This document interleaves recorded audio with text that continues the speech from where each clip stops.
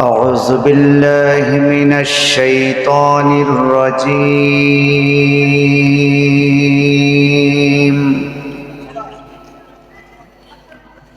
بسم الله الرحمن الرحيم.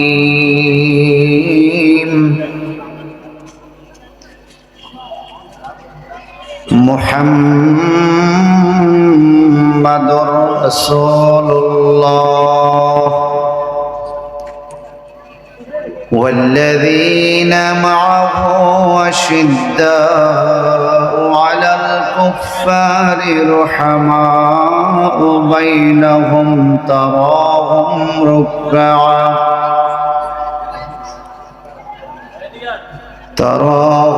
ركعا سجدا يبتغون فضلا من الله ورضوانا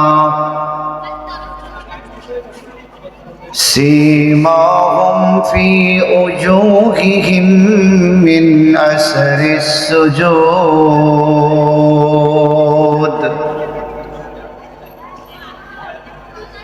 وقال الله تعالى وعد الله الذين آمنوا وعملوا الصالحات منهم مغفرة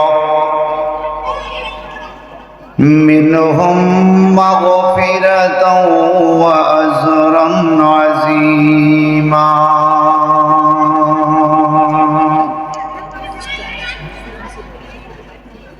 صدق الله المولانا العظيم وصدق رسوله النبي الحبيب الكريم.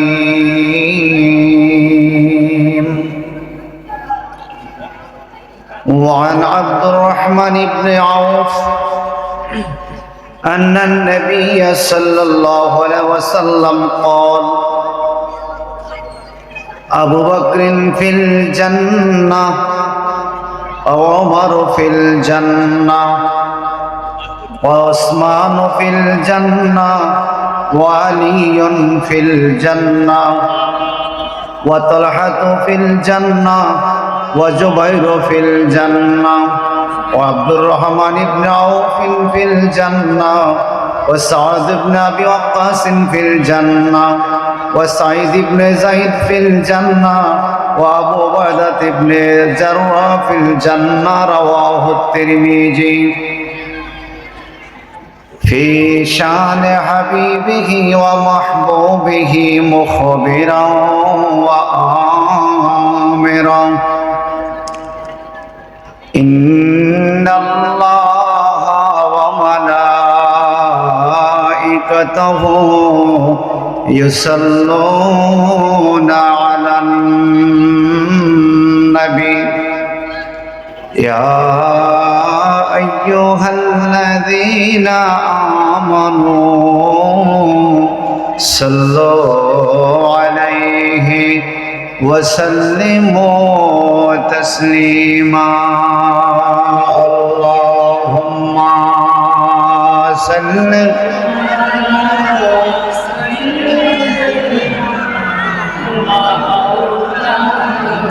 محمد وعلى آل سيدنا আরো ভালোবেসে মহব্বতে পড়ি আল্লাহুম্মা সাল্লি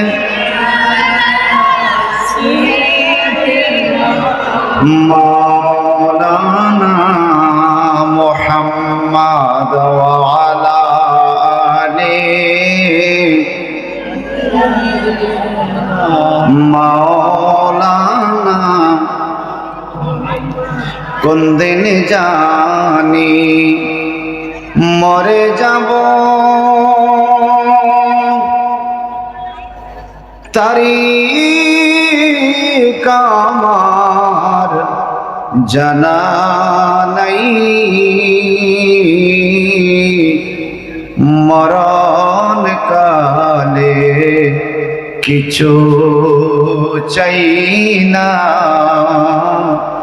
শুধু নবীর দিদার চাই।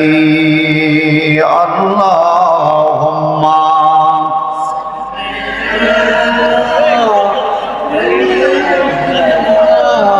মাওলানা মুহাম্মদ ওয়া আলা আলিহি মাওলানা।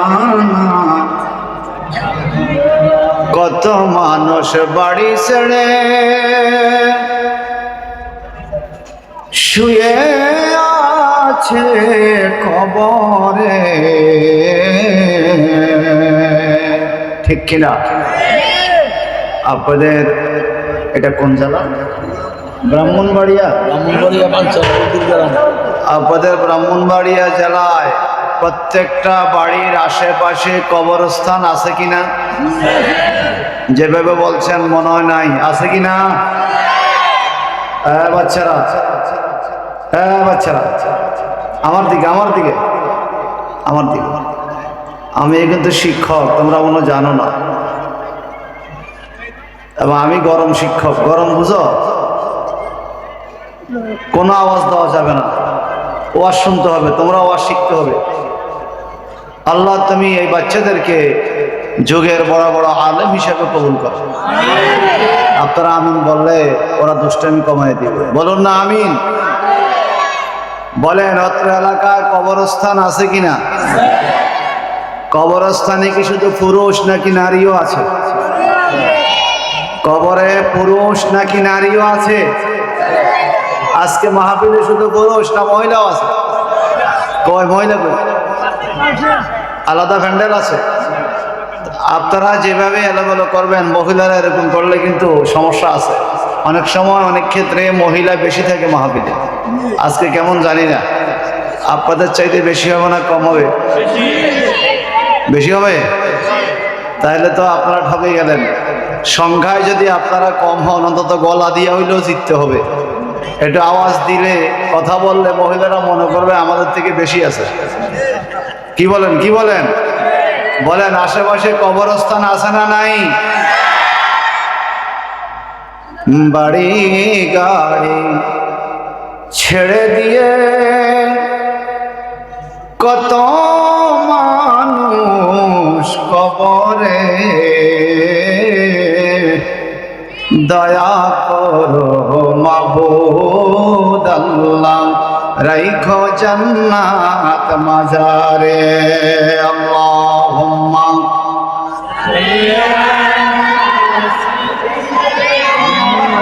মাওলানা মুহাম্মদ ওয়া আলা আলিহি মাওলানা। লা ইলাহা ইল্লাল্লাহ, লা ইলাহা ইল্লাল্লাহ, লা ইলাহা লা ইলাহা। কোন দিনে জানি মরে যাই, মরার তারিখ জানা নাই। কোন দিনে জানি মরার তারিখ জানা নাই। মরণ কালে যেন নবী পাই। আমিন বলেন, সবাই আমিন বলেন।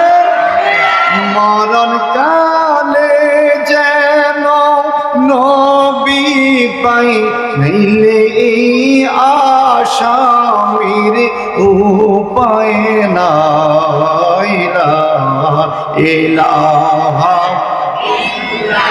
ইল্লাল্লাহ, লা ইলাহা ইল্লাল্লাহ,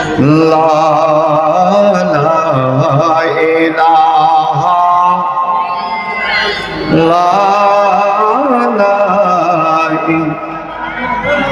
ইল্লাল্লাহ। লা ইলাহা ইল্লাল্লাহ মুহাম্মাদুর রাসূলুল্লাহ সাল্লাল্লাহু আলাইহি ওয়াসাল্লাম। আল্লাহুম্মা সাল্লি ওয়া সাল্লিম ওয়া বারিক আলাইহি। ব্রাহ্মণবাড়িয়া জেলাধীন বনসারামপুর দুর্গারামপুর মাদ্রাসা ময়দানে ইসলামিয়া সুলতানিয়া দেলোয়ার আলী ইবতদায়ী হাফিজিয়া মাদ্রাসা এতিমখানা আজকে কোরআনুল কারীম মুখস্থ করেছে এমন হিফজ সমাপনী ছাত্রদের মহতী অনুষ্ঠান, অ্যাওয়ার্ড দানের অনুষ্ঠান, পাগড়ি প্রদান। এই প্রোগ্রাম 33তম ইসলামী সুন্নি মহাসম্মেলনের সম্মানিত সভাপতি বিশিষ্ট সমাজসেবক দুর্গারামপুর আলহাজ জনাব মোহাম্মদ গোলাম মুস্তফা ব্যাপারী, সহসভাপতি জনাব মোহাম্মদ ইকবাল হোসেন সাহেব, প্রধান অতিথি জনাব মোহাম্মদ মফিজুর রহমান স্বপন, ব্যবস্থাপনা পরিচালক পদ্মা অয়েল পিএলসি দুর্গারামপুর, প্রধান মেহমান জনাব মোহাম্মদ আনোয়ার হোসেন, বিশিষ্ট শিল্পপতি দুর্গারামপুর। ইতিপূর্বে আলোচনা করেছেন হযরত মাওলানা মোহাম্মদ মিনহাজুল আবেদিন, শিক্ষক কাদরিয়া তাহেরিয়া আলিম মাদ্রাসা খিলগাঁও ঢাকা। মাওলানা মুফতি মোহাম্মদ আব্দুল ওয়াদুদ আল কদরি সাহেব, আল হযরত মাওলানা মোহাম্মদ হাবিবুর রহমান সাহেব, হযরত মাওলানা হাফেজ মোহাম্মদ আব্দুল কাদের আল কদরি সাহেব, শিক্ষক মাইনস্টন কলেজ ঢাকা, হযরত মাওলানা হাফেজ ফয়সাল আমিন এনআইটি সাহেব সহ অনেক উলামায়ে কেরাম, অত্র মাদ্রাসার সম্মানিত প্রধান শিক্ষক হাফেজ মাওলানা মোহাম্মদ নবী হুসাইন আল কদরি এবং শিক্ষকবৃন্দের ব্যবস্থাপনা পরিচালনায় আজকের মাহফিলে আগত শ্রোতাবিন্দু, বিজ্ঞ উলামায়ে কেরাম, কোরআনের পাখিদের আঙ্গিনায় অত্র এলাকার নারী পুরুষ, ধনী দরিদ্র, যে কোনো বাড়ি, যে কোনো বংশের, যে কোনো মায়ের সন্তান আমরা যারা হাজির হয়েছি, আল্লাহ পাক আমাদেরকে এই মহতী প্রোগ্রামে কোরআনুল কারীম মুখস্থ করার জায়গা, হেফজখানার সম্মুখে কোরআনের পাখিদের সামনে কিছু সময় দেওয়ার সুযোগ তৌফিক মহান আল্লাহ আমাদেরকে দান করেছেন। তার জন্য শুকরিয়া দান সকলে উচ্চ আওয়াজে বলি আলহামদুলিল্লাহ। একটু বড় করে বলুন আলহামদুলিল্লাহ। অসংখ্য অগণিত দরুদ শরীফ পেশ করছি রহমাতুল লিল আলামিন নবীজির কদম মোবারকে, যিনি সমগ্র বিশ্বজাহানের জন্য মুক্তির দূত হিসাবে এসেছেন, যিনাকে আল্লাহ পাক রহমাতুল লিল আলামিন বলে কোরআনুল কারীমে ঘোষণা দিয়েছেন। সেই নবীজির উম্মত হতে পেরে আমি খুশি হয়েছি। আপনারা খুশি কিনা? এটা সবাই বলেন খুশি কিনা? আমি শুরুতেই কোরআন পাক থেকে আয়াতে কারিমার অংশ বিশেষ তেলাওয়াত করেছি। নবীজির কোটি কোটি মণিমুক্তা বাণী পবিত্র হাদিস শরীফ থেকে একটি হাদিস শরীফ পাঠ করেছি, যে একটি হাদিস শরীফের মধ্যে 10 জন জান্নাতি মানুষের কথা উল্লেখ করা হয়েছে। সুবহানাল্লাহ বলবেন না? একটি হাদিসে 10 জন জান্নাতি মেহমানের কথা বলা হয়েছে। এরকম একটা হাদিস আমি আপনাদের সম্মুখে উপস্থাপন করছি।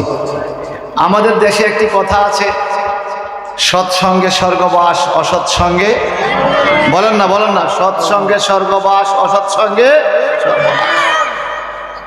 10 জন জান্নাতি মেহমানের কথা বলেছি, জিনাদের কথা মুখে আনলেও গুনাহগুলি মাফ হয়ে যায়।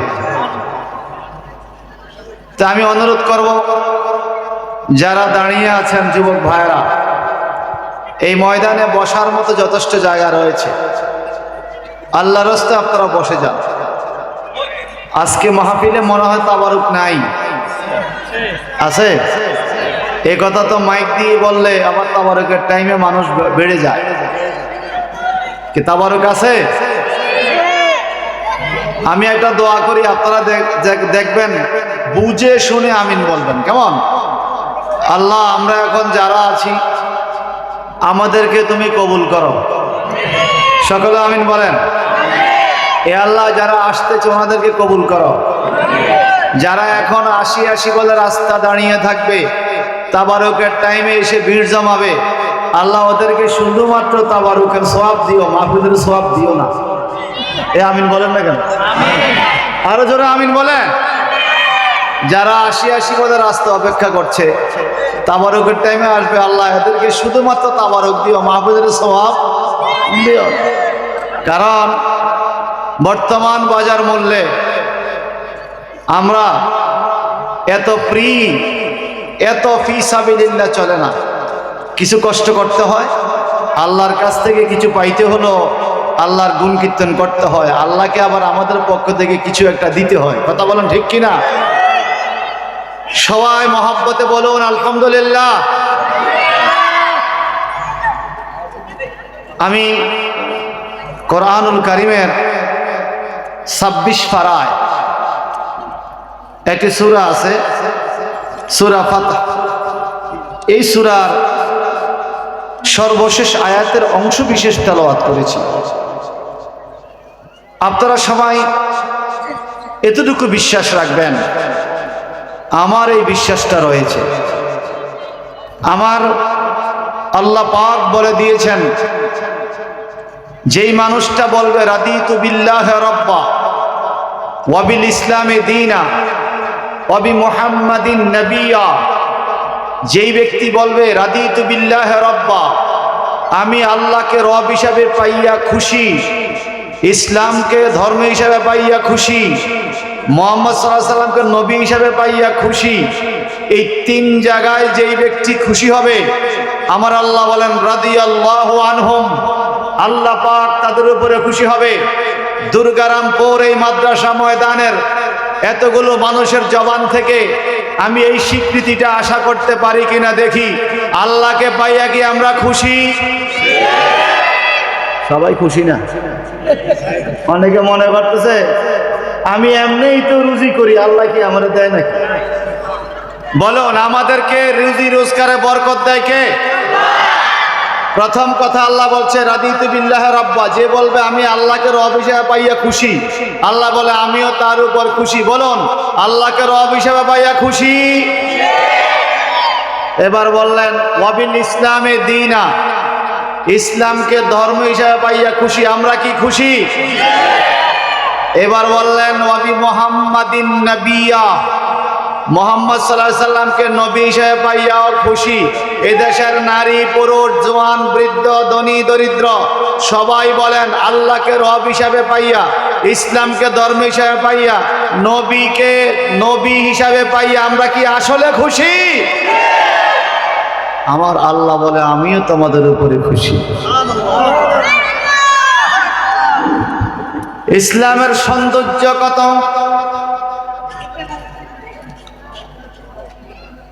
মুসা আলাইহিস সালামের যুগের শরীয়তটা ছিল অনেক কঠিন। জামার মধ্যে যদি ময়লা লাগতো, ওই জামা কেটে ফেলে দিলে তারপরে ওই জামা পরে নামাজ পড়লে নামাজ হইতো। নতুন জামা আপনি কেটে ফেলতে হবে, যেখানে ময়লা লাগছে জামা কেটে ফেলতে হবে, তাহলে এই জামা পাক হবে না। এটা অনেক কঠিন বিষয় না? নতুন একটা জামা সকালে কিনলেন, ময়লা লাগছে, আপনার জামা এই অংশ কেটে ফেলতে হবে। পক্ষান্তরে ঈসা আলাইহিস সালামের ধর্ম ছিল অত্যন্ত সহজ। উনি ঘোষণা করলেন তোমাদের কাপড়ে যদি ময়লা লেগেও যায় সমস্যা নাই, এই ময়লা সহ নামাজ পড়লো নামাজ হবে। আর আমাদের নবী আখিরি পয়গম্বর মুহাম্মদ রাসূলুল্লাহ সাল্লাল্লাহু আলাইহি ওয়াসাল্লাম যেই ধর্মের শরীয়তের বিধিবিধান দিলেন, এটা কতই না উত্তম, কতই না সুন্দর। নবীজি বলেন জামার মধ্যে ময়লা লাগলে জামা কেটে ফেললে জামা বাদ হয়ে যাবে। ময়লা সহ নামাজ পড়লে নামাজ বাদ হয়ে যাবে। আমার শরীয়ত নামাজও বাদ হতে দেওয়া যাবে না, জামাও বাদ হতে দেওয়া যাবে না, জামা কাটতেও হবে না, ময়লা সহ চলবে না। পানি দিয়া জামা ধুয়ে ফেলো, তোমার নামাজও হবে, জামাও থাকবে। বলেন আমাদের ধর্মের সিস্টেমটা খুব সুন্দর না? বলেন না সুন্দর না? জামা কাটতেও হবে না, ময়লা দিয়েও নামাজ পড়লা চলবে না, পানি দিয়ে জামাটা ধুয়ে ফেললে নামাজ হয়ে যাবে। সুবহানাল্লাহ বলেন। আমার আল্লাহ বলেন মুহাম্মাদুর রাসূলুল্লাহ। আল্লাহু আকবার। কোন মুহাম্মাদুর রাসূলুল্লাহ, এটা কোরআনুল কারীমের একটি আয়াতের অংশ। ওয়াল্লাযীনা মাআহু আশিদ্দাউ আলাল কুফফার, নবীজির সাথে যারা আছে ওনাদেরকে নবীর সাহাবী বলা হয়। এই নবীর সাহাবীদের বিষয়ে আল্লাহ বলেন আশিদ্দাউ আলাল কুফফার, নবীর সাহাবীগণ কাফেরদের উপরে খুব সোচ্চার, কাফেরদের উপরে খুব ক্ষিপ্র, খুব শক্তিশালী, কিন্তু রুহামাউ বাইনাহুম, একে অপরের উপরে বড় দয়াবান। মুসলমানের উপরে বড় দয়াবান, কিন্তু কাফেরদের উপরে বড় সোচ্চার, বড় শক্তিশালী। আমার আল্লাহ পাক বলেন এই নবীর সাহাবীগণ তোমরা কিভাবে বুঝবে তোমরা মুত্তাকি? হে পৃথিবীর মানুষ, আমার নবীর সাহাবীদের দিকে তোমরা লক্ষ্য করো। তারাহুম রুকআন সুজদান ইয়াবতাগুনা ফাদলাম মিনাল্লাহি রিদওয়ানা সীমাহুম ফি উজুহিম মিন আসারিস সুজুদ। নবীর সাহাবীদের চেহারা দেখলে বোঝা যায় এরা আল্লাহওয়ালা। সুবহানাল্লাহ। কি ওয়ালা? নবীর সাহাবায়ে কেরামের চেহারা দেখলে বোঝা যায় এরা আল্লাহওয়ালা। এদের চেহারার মধ্যে আমার আল্লাহ যে খুশি, এরকম একটা ভাব এদের চেহারার মধ্যে ছিল। সীমাহুম ফি উজুহিম মিন আসারিস সুজুদ, নবীর সাহাবীদের চেহারার মধ্যে সেজদার চিহ্ন ছিল। সুবহানাল্লাহ। সেজদার চিহ্ন মানে কপালের দাগ নয়,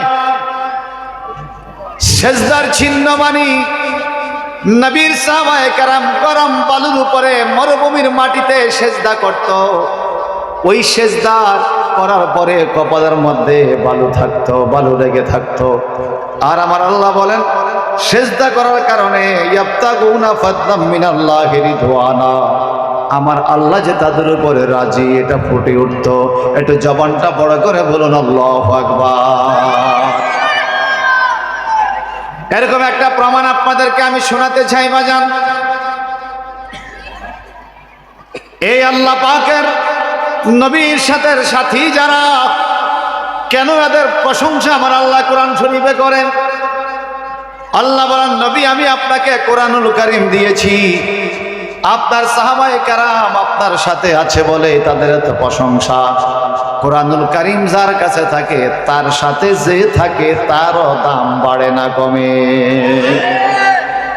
কোরআনুল কারীম যার কাছে আছে তার সাথে যে থাকে তারও দাম বেড়ে যায়। মারহাবা কোন? যেমনটি আমার আল্লাহ বলেন ওয়াদাল্লাহুল্লাযীনা আমানু ওয়া আমিলুস সালিহাতি মিনহুম মাগফিরাতাও ওয়া আজরান আযীমা। বড় করে বলুন সুবহানাল্লাহ। আমার মাওলা কারীম বলেন জগতের মানুষ, আল্লাহ পাক ওয়াদা দিয়েছে নবীর সাথে সাথী যারা, কোরআনের আইন যারা মানবে, কোরআনকে যারা ফলো করবে, কোরআনুল কারীমের আইন অনুযায়ী যারা জীবন পরিচালনা করবে, আল্লাহ পাক ওয়াদা দিয়েছেন এই মুমিন মুসলমানরা ওয়া আমিলুস সালিহাত, যদি তারা সালেহ আমল করে, নেক কাজ করে, মিনহুম মাগফিরা, আল্লাহ বলে এই নেক কাজের কারণে তাদের জন্য রয়েছে ক্ষমা। ক্ষমা। সুবহানাল্লাহ বলেন। আর কি ওয়াজরান আজিমা, এবং মহা পুরস্কারের ভাগীদার তারা হবে। নবীর সাহাবীগণ মহা পুরস্কার পাবেন। নবীর সাহাবীগণ কোরআনের পক্ষে থাকার কারণে মহা পুরস্কার দেওয়া হবে। হে দুর্গারামপুর মা বোনেরা, হে দুর্গারামপুরের আমার বাবারা বন্ধুরা, আমরা ছোটখাটো একটা পুরস্কার পাইনি কত খুশি বলেন তো। আমার আল্লাহ যে পুরস্কার দিবে এই পুরস্কারটা ছোট হবে না বড় হবে? কথায় বোঝা যাচ্ছে এটা মনে 5 টাকা দামের কলম হবে। বলেন আল্লাহ পাক পুরস্কার দিলে বড় হবে না ছোট হবে? আরো জোরে বলেন। যেমন আমার নবীজি পুরস্কার ঘোষণা করছেন, আমার সাথে যারা আছো শোনো, তোমাদের পুরস্কার বলে কি?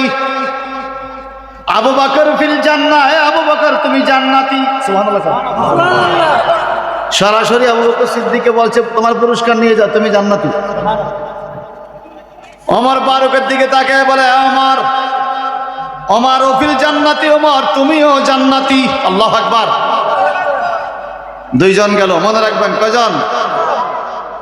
3 নম্বরে বলেন ওসমান ফিল জান্নাহ, ওসমান তুমি জান্নাতি। 4 নম্বরে বলেন আলীউন ফিল জান্নাহ, ওরে আলী তুমিও জান্নাতি। 5 নম্বরে তালহা ফিল জান্নাহ, নবীর সাহাবী তালহা উনিও জান্নাতি। 6 নম্বরে জুবাইর ফিল জান্নাহ, নবী কয় জুবাইর তুমিও জান্নাতি।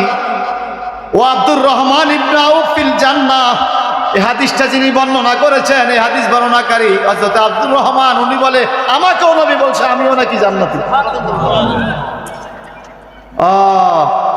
ও সাদ ইবনে আবি ওয়াক্কাস ফিল জান্নাহ, সাদ ইবনে আবি ওয়াক্কাস উনিও জান্নাতি। ও সাইদ ইবনে যায়েদ ফিল জান্নাহ, সাইদ ইবনে যায়েদ জান্নাতি। ও আবু উবাদা ইবনে জাররা ফিল জান্নাহ, 10 নম্বরে আবু উবাদা ইবনে জাররা উনিও জান্নাতি। তিরমিজি শরীফের হাদিস, মিশকাতুল মাসাবিতে 566 নম্বর পৃষ্ঠায় এই হাদিস খান রয়েছে। বলেন আমার নবী বললেন তোমরা 10 জন সাহাবী জান্নাতি, তোমরা 10 জন বেহেশতি। বলেন আমার নবীর রায় আমার আল্লাহ মানে কি মানে না? জবান খুলে বলেন। জান্নাত বানাইলো কে? একটু কথা বলতে হবে, কে কে? জান্নাত তৈরি করেছেন কে? জান্নাতে মানুষ দেয় নবী, জান্নাত তৈরি করেছেন আল্লাহ, মানুষকে জান্নাতি বানায় নবী।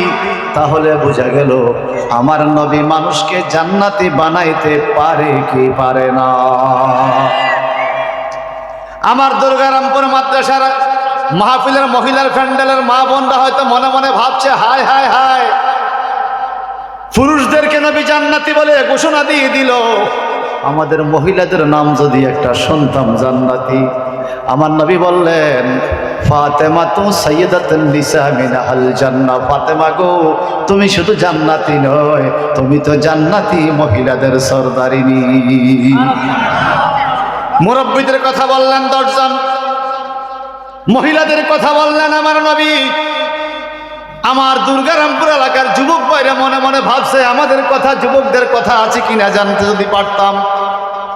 আমার নবীজি বললেন আল হাসান ওয়াল হুসাইন সাইয়্যিদুশ শাবাবে মিন আহলিল জান্নাহ, আমার কলিজার টুকরা হাসান হুসাইন তোমরা 2 জন যুবক, তোমরা জান্নাতি যুবকদের সরদার। আপনারা সুবহানাল্লাহ বলতে সমস্যা কেন? নাকি কথা বোঝা যায় না? আপনারা কি আমার কথা বুঝেন? কথা বল, সাপোর্ট না পাইলে তো হয় না। সুবহানাল্লাহ বললে কি মামলা হবে নাকি? বলেন নবীজি 10 জন সাহাবীকে জান্নাতের সার্টিফিকেট দিয়েছে, আমরা কি এই কথা মানি? বলেন না। আপনি মানেন আর না মানেন, আল্লাহ তো মেনে গেছে। ফাতেমাতুজ জাহরা রাদিয়াল্লাহু তাআলা আনহা জান্নাতের মহিলাদের সরদারিনী, নবী বলছে কথা কি আপনি মানেন? ইমাম হাসান হোসেন জান্নাতি যুবকদের সরদার, আমার নবী বলছে আপনারা কি মানেন?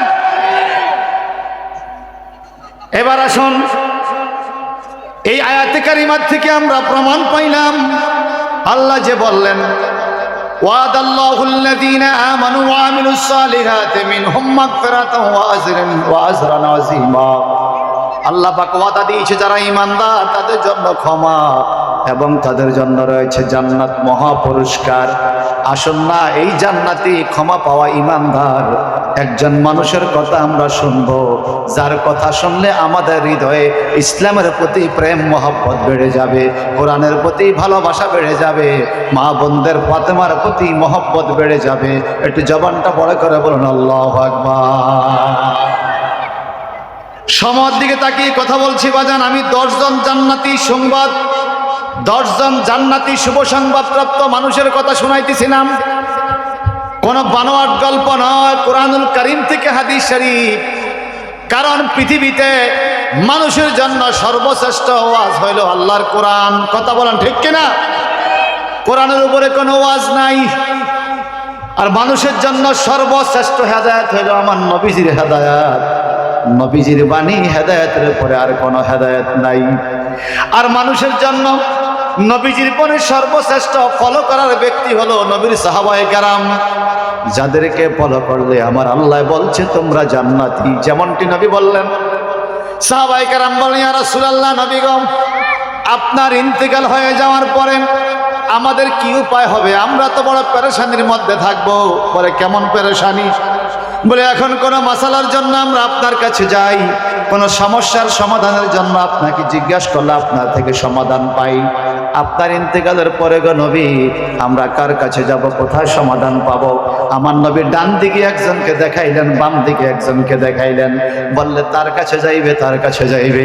সাহাবায়ে কেরাম তাকাইয়া দেখে ডান দিকে বসে আছেন আবু বকর সিদ্দিক ইবনে আবি কুহাফা রাদিয়াল্লাহু তাআলা, নবীজির বাম দিকে বসে আছেন হযরত ওমর ইবনুল খাত্তাব রাদিয়াল্লাহু তাআলা।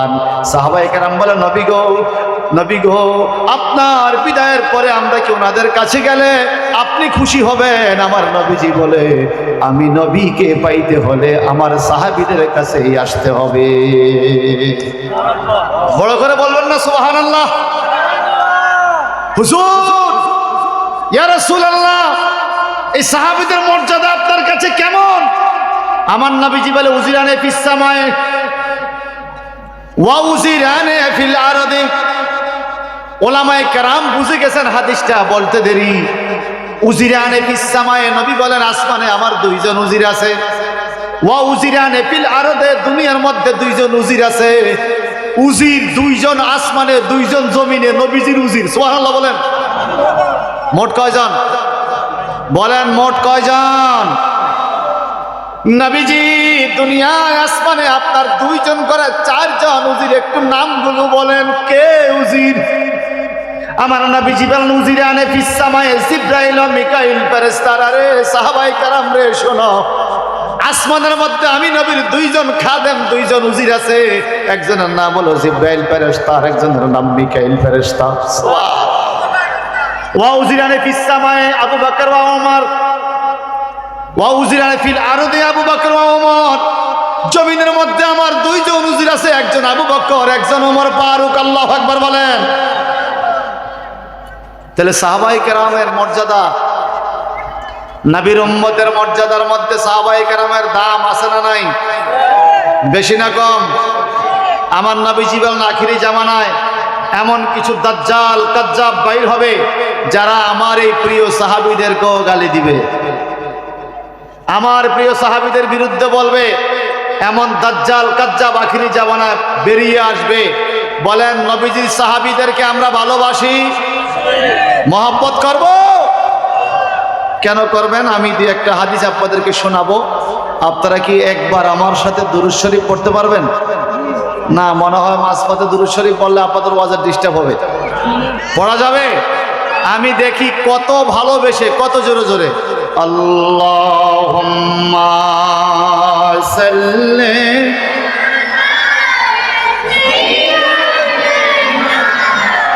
মাওলানা মুহাম্মদ ওয়া আলা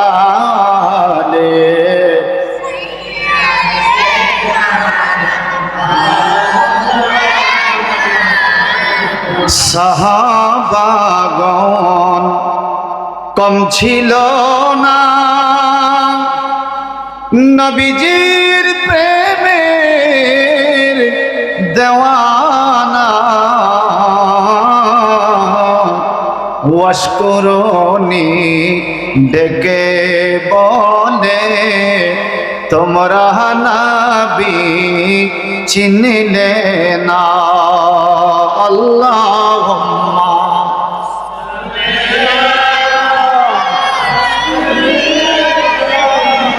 মাওলানা মুহাম্মদ ওয়া আলা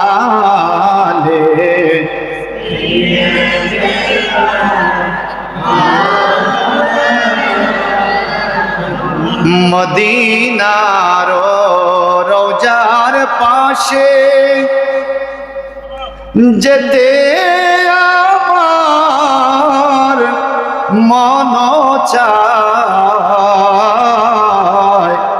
চায় চায় মদিনা যাইতে মন চায়।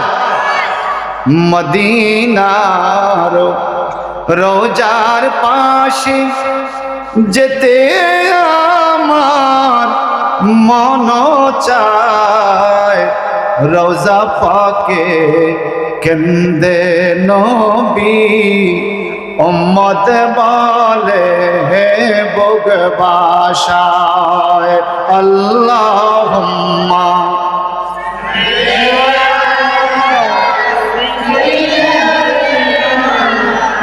মাওলানা ওয়া আলা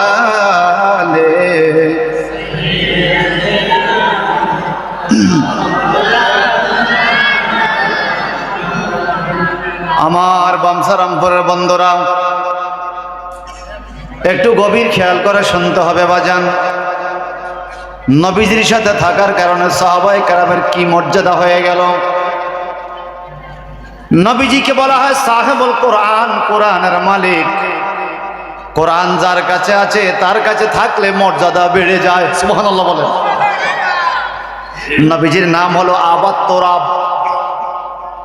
তোরাব শব্দ অর্থ হলো বালু, মাটি। নবীজি নিজে ওনার একজন সাহাবীকে আবাদ তোরাব বলে লকব দিলেন। আবুন মানি বাবা, তোরাব মানি বালু, মাটি।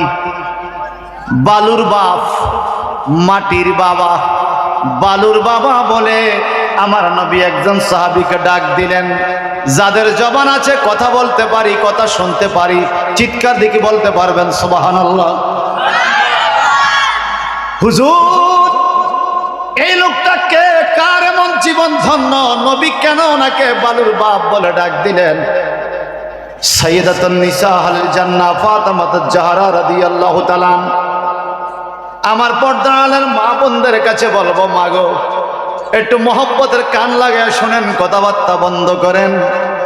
আমার নবীজি ওনার কন্যা খাতুনে জান্নাত মা ফাতেমাকে বড় মহব্বত করতেন, বড় মায়া করতেন। নবীজির দরবারে যখন ফাতেমা যাইতেন, ফাতেমার সম্মানে নবী দাঁড়িয়ে যাইতেন। দাঁড়াইয়া ফাতেমার কপালে আমার নবী চুমু খাইতেন। সুবহানাল্লাহ। আবার নবীজি যখন খাতুনে জান্নাত ফাতেমার বাড়িতে যাইতেন, ফাতেমাও নবীজির সম্মানে দাঁড়িয়ে যাইতেন। ফাতেমা নবীজির কদম মোবারকে চুমু খাইতেন।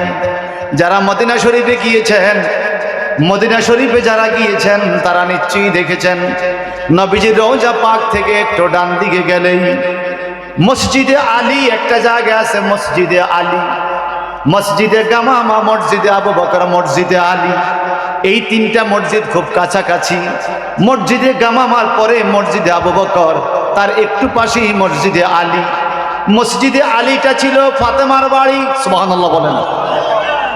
ওইখানে আমার নবীজি প্রতিদিন সকালবেলায় ফজরের নামাজ পড়ে ফাতেমার বাড়িতে যাইতেন। হাসান হোসেনকে মহব্বত করতেন, আদর করতেন, খোঁজ খবর নিতেন। যদি কোনোদিন যাইতে না পারতেন কাজের ফাঁকে ভিড়ে, আমার নবী মসজিদে নববী থেকে নজর দিতেন ফাতেমার ঘরের দিকে। নবীজি ফাতেমার ঘরের চালের দিকে নজর দিয়ে আল্লাহর শুকরিয়া আদায় করতেন। নবীজি দেখতে পাইতেন খাতুনে জান্নাত মা ফাতেমা আর মাওলা আলীর ঘর এত সুন্দর। সরাসরি আসমান থেকে একটা নূরের আলো, রহমতের আলো ফাতেমার ঘরের চালের মধ্যে পড়তে থাকতো। সুবহানাল্লাহ। এই জোরে বলবেন না সুবহানাল্লাহ। সরাসরি জান্নাতের আলো সরাসরি রহমতের আলো ফাতেমার ঘরের চালের মধ্যে পড়ে আমার নবী শুকরিয়া আদায় করতেন, ওগো আল্লাহ, আমার আলী আর আমার ফাতেমার ঘরের মধ্যে এত রহমত এত দয়া তুমি দিয়েছ, সরাসরি জান্নাত থেকে আমার আলী আর আমার ফাতেমার ঘরের মধ্যে সরাসরি জান্নাত থেকে আলো তুমি পাঠাইতেছ, আমি শুকরিয়া আদায় করি। কেন? মাওলা আলী আর ফাতেমা উভয় এত বেশি আমল করতেন, এত বেশি ইবাদত করতেন, পাশাপাশি একে অপরকে বড় সম্মান দিতেন, বড় মহব্বত করতেন। স্বামী হিসাবে মাওলা আলীকে ফাতেমা বড় সম্মান দিতেন, আবার স্ত্রী হিসাবে ফাতেমাকে মাওলা আলী বড় ইস্তেমার মর্যাদা দিয়ে কথা বলতেন। একটু জোরে জোরে কি বলতে পারবেন? সুবহানাল্লাহ। শুধুমাত্র দুর্গারামপুর মাদ্রাসার ময়দান থেকে কিছু ওয়াজ শুনে তাবারক নিয়ে বাড়িতে চলে গেলাম, এর মধ্যে যেন কথাটা সীমিত না থাকে বাজান। এই ময়দানের জন্য আমি অন্তত নতুন আরো বহুবার মনে এসেছি। আপনারা অনেকে হয়তো আমাকে দেখেছেন।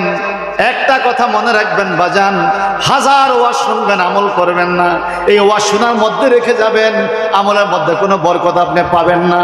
যদি কর্মজীবনে নিজের জীবনকে পরিবর্তন করতে চান, নবীর সাথে সাথী সাহাবায়ে কেরামের আদর্শ আপনার অন্তরে আনতে হবে, নবীর আদর্শ হৃদয়ে আনতে হবে। কারণ নবী বলেছেন, লাকাদ কানা লাকুম ফি রাসূলিল্লাহি উসওয়াতুন হাসানাহ, আমার নবীর মধ্যে রয়েছে তোমাদের জন্য উত্তম আদর্শ। একটু জবানটা বড় করে বলেন ঠিক কিনা? নবী আমার ফাতেমার ঘরের চালের দিকে নজর দেয়।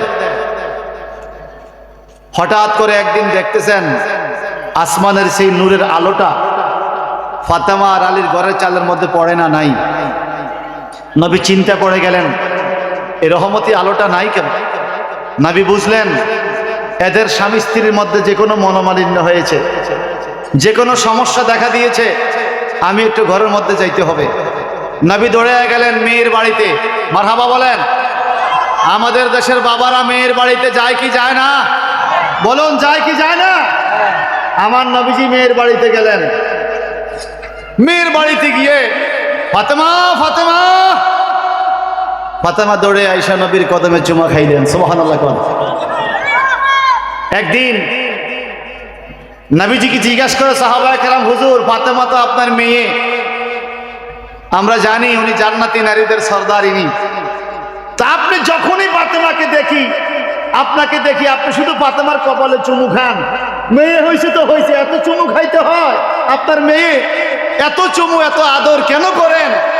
আমার নবীজি বলে, রে আমার সাহাবীরা, আমি যখন ফাতেমার কপালে চুমু খাই, তখন আমি আমার নাকের মধ্যে ফাতেমার কপাল থেকে জান্নাতি খুশবু পাই। জোরে বলবেন না সুবহানাল্লাহ? ফাতেমার কপাল থেকে জান্নাতি খুশবু পাই। এইবার ফাতেমাকে প্রশ্ন করে নারীরা, ফাতেমা গো, নবী আপনার কপালে জান্নাতি খুশবু পায় বলে এত চুমু খায়, আপনি নবীর কদমে এত চুমু খান, তার কারণ কি? ফাতেমা বলে, আমার নবী আমার কপালে জান্নাতি খুশবু পায়, আর আমি আমার নবীর কদমে চুমু দিলে সরাসরি জান্নাত দেখতে পাই। আহা, ওই মাটি তো মাটি নয়, শুনো তাহার পরিচয়। ওই মাটি তো মাটি নয়, শুনো তাহার পরিচয়। মাটির কপালে খুলে গেল রে আমার নবীজির কদমে রে, মাটির কপালে খুলে গেল রে আমার নবীজির করুণে রে, আমার নবীর কারণে। ও মদিনার মাটি রে, তুই যে বড় খাঁটি রে, বলেন ও মদিনার মাটি রে, তুই যে বড় খাঁটি রে, আমার নবীর কারণে হিরিয়া, আমার নবীর কারণে। চিৎকার দিবেন আল্লাহু আকবার। খাতুনে জান্নাত মা ফাতেমা যেই শহরে চলাফেরা করেছেন, ওই মদিনা যাওয়ার ইচ্ছা আছে না নাই? আমার নবীর রওজার কিনারে হযরত আবু বকর ঘুমায় রে, আমার নবীর রওজার কিনারে হযরত আবু বকর ঘুমায় রে, শুধু নবীর খেদমতের কারণে, শুধু নবীর খেদমতের কারণে। চিৎকার দিবেন আল্লাহু আকবার। ও মদিনার মাটি রে, তুই যে বড় খাঁটি রে, বলেন ও মদিনার তুই যে বড় খাঁটি রে, আমার নবীর কারণে, বলে না। চিৎকার দিকর নবীজির মহব্বতের, মদিনার শহর আর নবীজির সাহাবায়ে কেরাম, নবীর কন্যা খাতুনে জান্নাত মা ফাতেমার আলোচনা শুনছি। আমার বিশ্বাস আমাদের গুনাহগুলো মাফ হইতেছে। ফেরেশতারা আমাদের পক্ষে আল্লাহর কাছে বলছে, আল্লাহ যারা তোমার নবীর সাহাবায়ে কেরামের আলোচনা শুনছে তাদেরকে তুমি ক্ষমা করে দাও। জোরে জোরে বলুন আমিন। আমার নবীজি বলে, ফাতেমা আইনা আলিয়ুন, আলী কোথায়? আলী তো ঘরে নেই। কেন? তোমার সাথে কি আলীর কোনো ঝগড়া হয়েছে? তোমার সাথে আলীর কি কোনো ঝামেলা হয়েছে? আলী কোথায়? বলে, নবী গো, না, আলীর সাথে তো আমার কোনো ঝগড়া হয় নাই। নবীজি বলেন, না, নিশ্চয়ই কোনো একটা গাফলা হয়েছে, কোনো না কোনো দিকে ঝামেলা হয়েছে, না হলে তো জান্নাতের আলো তোমার ঘরের উপর থেকে চলে যাওয়ার কথা নয়। যেই ঘরে স্বামী স্ত্রীর মধ্যে গভীর সম্পর্ক মহব্বত থাকে, ওই ঘরে সরাসরি জান্নাতি রহমত আসতে থাকে। সুবহানাল্লাহ। আর যেখানে ঝামেলা থাকে, বলেন আমাদের সমাজে মাঝে মাঝে ঝামেলা হয় কি হয় না? হয় না? এক মহিলা বলেছিল যে পুরুষগুলো খুব অসহায়। কিভাবে? বলে, মহিলারা রাগ করে বাপের বাড়িতে যাইতে পারে, পুরুষ রাগ করে যাওয়ার কোনো জায়গা নেই। মহিলারা ঝামেলা হলে রাগ করে বাপের বাড়িতে যেতে পারে, পুরুষ রাগ করে যাওয়ার কোনো জায়গা। পুরুষের বাপের বাড়িও এটা, নিজের বাড়িও এটা। রাগ করে কই যাবে? বাঞ্ছারামপুর বাজারে যাবে, একটু পরে ঘুরে আবার চলে আসবে। কথা কন ঠিক কিনা? বলেন আমাদের সমাজও অনেক স্বামী স্ত্রীর মধ্যে মাঝে মাঝে বেশ কম ঝামেলা হয় কি হয় না? আমি বলবো, ঝামেলা হইলে আল্লাহর রাস্তায় যত দ্রুত সম্ভব মীমাংসা করবেন। যতক্ষণ মনোমালিন্য থাকবে, আল্লাহর রহমত আপনার ঘরে আসবে না। ফাতেমা, না কোনো ঝামেলা হয়েছে? ফাতেমা ডেকে বলে, নবী, ঝামেলা বলতে আসলে মাওলা আলীর সাথে আমার একটা মাসালা নিয়ে তর্ক হয়েছে। আমি বলেছি আমারটা কথা ঠিক, মাওলা আলী বলছে মাওলা আলীরটা ঠিক। এই জন্য উনি রাগ করে নাই, একটু মেজাজ গরম করে ঘরের থেকে বেরিয়ে গেছে। আমার আল্লাহ বলে, জগতের মানুষ, আলী আর ফাতেমার ঘরের জান্নাতি আলো আমি এতটুকু অভিমানের কারণে বন্ধ করে দিয়েছি। আল্লাহ নবী বুঝে গেলেন। উনি বললেন, কোন দিকে? বলে, হুজুর উনি ঘরের থেকে বেরিয়ে গেল। নবীজি আমার ঘরের থেকে বাইর হইয়া দেখে হযরতে আলী রাদিয়াল্লাহু তাআলা বালুর উপরে বসে আছে, বালুর উপরে বসে আছে। আমার নবী ডাক দেয়, ইয়া আবা তুরাব, ও বালুর বাবা। সুবহানাল্লাহ। বালুর উপরে বসে আছে, বালুর বাবা বলে। আমার নবী আলীকে ডাকে বালুর বাপ, ইয়া আবা তুরাব, এই বালুর বাপ। আল্লাহু আকবার বলেন। কিসের বাপ? কেন কেন? হযরত আলী কোথায় বসছে? এই জন্য বালুর বাপ। এখন আমাদের বাড়ির কোনো স্বামী যদি রাগ করে যায় রাস্তায় বসে থাকে, মহিলা যদি বলে, এই রাস্তার বাপ এদিকে আসেন, বলবো আমি কি রাস্তার বাপ হইলাম কেমনে? তাহলে রাগ করছেন কেন? ঘরে আসেন। তুমি বালুর বাপ। মাওলা আলী বলে, হুজুর আমাকে বালুর বাপ বললেন, আমার জীবন ধন্য। সুবহানাল্লাহ বলেন। কেন? বলে আমি তো মদিনার বালুর উপরে বসে আছি, আমি যদি আরব হতাম মদিনারি পথ, আমি যদি আরব হতাম মদিনারি পথ। যেই পথের মধ্যে নবীজির কদম লাগছে ওই পথের রাস্তার বালুর বাপ বলছেন আমার জীবন ধন্য। সুবহানাল্লাহ। সেই নবীজির চতুর্থ খলিফা হাসান হুসাইনের বাবা, আবার তোরা বালুর বাবা হযরত আলীকে আমার নবী জিজ্ঞাসা করে, আলী তুমি কি ফাতেমার সাথে ঝগড়া করছো? না হুজুর, আমি আপনার মেয়ের সাথে কেন ঝগড়া করবো, আপনার মেয়ে কত ভালো, কোনো মনোমালিন্য না হুজুর, কোনো ঝগড়া তো হয় নাই, আপনার মেয়ে কত ভালো মানুষ। আমাদের দেশে যদি স্বামী স্ত্রী ঝামেলা হয়, শ্বশুরকে পাইলে জামাইয়ে 13টা কয় মিথ্যা কথা মায়ের নামে।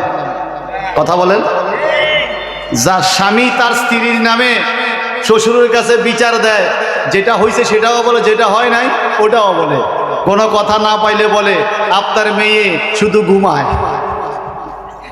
শুধু সর্বশেষ দোষ হলো এবার মেয়ে নাকি শুধু ঘুমায়। বলেন মিথ্যা মিথ্যা বিচার দেওয়া কি ভালো? মনে রাখবেন আমার মা বোনরা ভালো করে শোনেন, ওই স্ত্রী ওই মহিলা আল্লাহর কাছে সবচাইতে দামি নারী, যেই নারী তার স্বামীর দুইটা একটা দোষ থাকলে এটা গোপন রাখে, মানুষের কাছে পাবলিশ করে না, ওই স্ত্রী খাতুনে জান্নাত মা ফাতেমার সাথে জান্নাতি হবে। আবার ওই স্বামী সবচাইতে দামি, যেই স্বামীটা তার স্ত্রীর দুই একটা দোষ ত্রুটি থাকলে গোপন রাখে, মানুষের কাছে পাবলিশ করে না। আর ওই স্বামী সবচেয়ে বড় বেআক্কেল, যেই স্বামী তার স্ত্রীর বদনাম রাস্তায় বসে দোকানে বসে বন্ধুর কাছে বলে। আছে কিনা এরকম? দোস্ত কি তোমারটা কেমন? আছে তো ভালোই। আরে আমারটা বেশি ভালো না, কি যে বিয়ে করলাম কপাল আমার গেছে, বলে কিনা? মনে করবেন ওই ঘরের মধ্যে কোনোদিন রহমত আসবে না। মাওলানা আলী বলে হুজুর না, আপনার মেয়ে কত ভালো, কোনো বদনাম নাই, আপনার মেয়ে খুব ভালো হুজুর, খুব নামাজি রোজাদার, আমি আলীর কথা শুনে আমার বাইরে যায় না। বলে তুমি রাগ করে কেন এখানে বসে আছে? বলে হুজুর একটা মাসালা নিয়ে আমার মেজাজটা একটু গরম হয়েছে। আপনি তো বলছেন আমি শেরে খোদা আলী, সুবহানাল্লাহ, মেজাজটা একটু গরম হয়েছে, তা আমি আপনার মেয়ের সাথে মেজাজ গরম করতে কিছু বলতে পারবো না। আপনার দেওয়া হাদিস আমি অনুসরণ করছি, আপনিই তো বলছেন মেজাজ গরম যখন হয় দাঁড়াইয়া থাকলে বৈশা যাইও, আমি দাঁড়াইয়া ছিলাম মেজাজ গরম ওই জন্য বসে গেছি, হুজুর এখন আমার মেজাজ ঠান্ডা হয়ে গেছে, আমি ঘরে যাই। যাও ঘরে যাও। ঘরের মধ্যে যাই মাওলা আলী ফাতেমার আলীকে আবার কথাবার্তা বলে মীমাংসা করে দিয়ে মসজিদ নববীতে আইসা আবার নজর দিয়ে দেখে আগের মতো জান্নাতি আলোটা আবার ফাতেমার ঘরের সালে পড়ছে। আরো জোরে বলবেন না সুবহানাল্লাহ? বলেন এই হাদিসে পাক থেকে আমাদের সাংসারিক জীবনে আমরা অনুসরণ করার মতো কিছু নাই, আছে কিনা? আছে। আসুন না ভাইজান, সেই মাওলা আলীর একটা হাদিস শরীফ বলে আমি শেষের দিকে যাব। ওয়ান সাল ইবনে সাঈদ রাদিয়াল্লাহু তাআলা আন্না রাসূলুল্লাহ সাল্লাল্লাহু আলাইহি ওয়াসাল্লাম قال يوم خيبر লাউতিয়ান্না হাযিহির রায়াত রাজুলান ইয়াফতাহুল্লাহু আলা ইয়াদাইহি ইউহিব্বুল্লাহু ওয়া রাসূলুহু ইউহিব্বুল্লাহু ওয়া রাসূলুহু ওয়া ইউহিব্বুল্লাহু ওয়া রাসূলুহু। হযরত সাহাল ইবনে সাঈদ রাদিয়াল্লাহু তাআলা আনহু থেকে বর্ণিত, তিনি বলেন, মুসলিম শরীফের হাদিস, আল্লাহর হাবিব বলেন নিশ্চয়ই খয়বরের যুদ্ধের পূর্বে, খয়বরের যুদ্ধ যেদিন হবে তার আগের দিন আমার নবী ঘোষণা দিলেন লাউতিয়ান্না হাযিহির রায়া রাজুলান, এমন একজন ব্যক্তির হাতে আমি আগামী দিন খয়বরের যুদ্ধের সেনাপতির দায়িত্ব দিব, পতাকা তুলে দিব। ইয়াফতাহুল্লাহু আলা ইয়াদাইহি, যেই ব্যক্তির হাতের উসিলায় আমার আল্লাহ খয়বরের বিজয় দান করবে। সুবহানাল্লাহ। এমন ব্যক্তির হাতে আমি দিব যার উসিলায় খয়বরের বিজয় হবে, খয়বরের দুর্গগুলো বিজয় হবে। এরপরে বলেন ইউহিব্বুল্লাহ ওয়া রাসূলুহু, এমন ব্যক্তির হাতে আমি পতাকা দিব যিনি আল্লাহ এবং তার রাসূলকে ভালোবাসে। আর ওয়া ইউহিব্বুহুল্লাহু ওয়া রাসূলুহু, ওই ব্যক্তিটাকেও আল্লাহ এবং তার রাসূলে ভালোবাসে। সে আল্লাহ আল্লাহ রাসূলকে ভালোবাসে, তাকে আল্লাহ আল্লাহ রাসূল ভালোবাসে। সুবহানাল্লাহ। এমন ব্যক্তির হাতে আমি আগামী দিন খয়বরের যুদ্ধের বিজয়ের পতাকা তুলে দেব। আপনারা কি আমার কথা মনোযোগী আছেন? Follow to me please. আমার নবীজি এই কথা বললেন আগামী দিন খয়বরের যুদ্ধ যাওয়ার আগে আমি সেনাপতি নির্বাচন করব, তোমরা সবাই চলে যাও। আমার নবীজি বলেন, নবীজির হাদিস, ক্বালা ফাবাতান নাসু ইয়াদুকুনা লাইলাতাহুম আইয়ুহুম ইউতাহা। ওই রাত্রে কোন সাহাবীর ঘুম আসে না, সকল সাহাবী টেনশন, সবাই মনে মনে আশা করে আমি যেন নবীজির হাতের সেই পতাকাটা পেয়ে যাই। সুবহানাল্লাহ। আমি যেন পাই কোরআন প্রচারের যুদ্ধের পতাকা, ইসলামের পতাকা আমার হাতে যেন নবী তুলে দেয়। প্রত্যেক সাহাবী মনে মনে আশা করতেছে, আল্লাহ আমি যেন পাই, আমি যেন পাই, আমি যেন পাই। এই বড় করে বলেন সুবহানাল্লাহ। আর আমাদের সমাজে অবস্থা কি? যদি দুর্গারামপুর মাদ্রাসায় এতিমখানা বাৎসরিক মাহফিলের পোস্টার লাগাতে হবে, সমাজের 10 জন যুবককে ডাকছে, ভাই আগামী দিনে আপনাদের 5 জন একটু পোস্টারগুলো লাগাইতে হবে। ওই যুবক 5 জন রাত্রে যায় বলে, আল্লাহ সকালে আমারও যেন না বলে, আমারও যেন না বলে, আমাকে যেন না বলে।